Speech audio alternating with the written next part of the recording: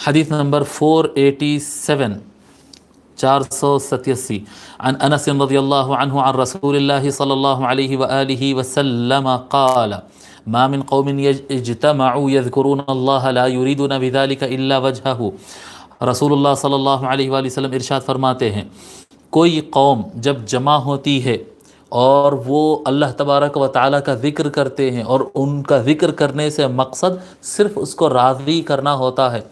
اللہ تبارک و تعالیٰ کے رضا کے لیے اس کا ذکر کرتے ہیں۔ ہم میں سے بہت سارے لوگ ایسے ہوتے ہیں جو اللہ تعالیٰ کا ذکر کرتے ہیں تو کوئی پیچھے مقصد ہوتے ہیں، یا مطلب دنیاوی مقاصد ہوتے ہیں کہ بھئی اتنے مرتبہ یہ وظیفہ پڑھے تو نوکری مل جاتی، اتنے مرتبہ یہ وظیفہ پڑھو بچہ ہو جاتا، اتنے مرتبہ یہ وظیفہ پڑھو جو ہے ایگزام میں پاس ہو جاتے، کام آسان ہو جاتا، دل ہلکا ہو جاتا۔ جی تو یہ دنیاوی مقاصد رکھتے ہیں لوگ، ٹھیک ہے، ناجائز نہیں ہے، بالکل جائز ہے، آپ پڑھیں گے اور فائدہ ہوگا، وظائف پڑھو، اللہ تعالیٰ کا نام پڑھو، اللہ تعالیٰ کا جب ذکر کریں گے تو یقیناً ثواب بھی ملے گا اور فائدہ بھی ہوگا۔ لیکن یہ جو بات بتائی جا رہی ہے یہ ان لوگوں کے لیے ہے جو صرف اللہ تعالیٰ کی رضا کے لیے پڑھتے ہیں، کوئی ان کے دوسرے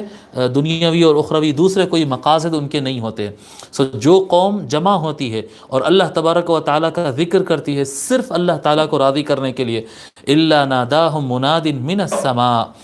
مگر جب وہ جمع ہوتے ہیں اور ذکر کرتے ہیں تو ایک آواز دینے والا آسمان سے ان کو آواز دیتا ہے،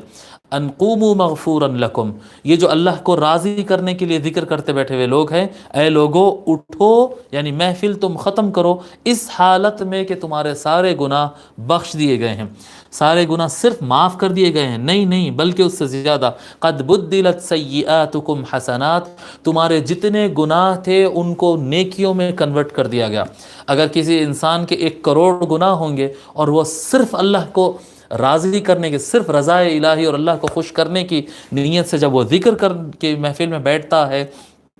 تو اس کے سارے گناہ اللہ تبارک و تعالیٰ نیکیوں میں بدل دیتا ہے، جتنے گناہ تھے اتنی کاؤنٹنگ میں وہاں پر نیکیاں نظر آئیں گی، ثواب ملے گا سو الگ سے، جو گناہ ہیں وہ بھی نیکیوں میں بدل جائیں گے،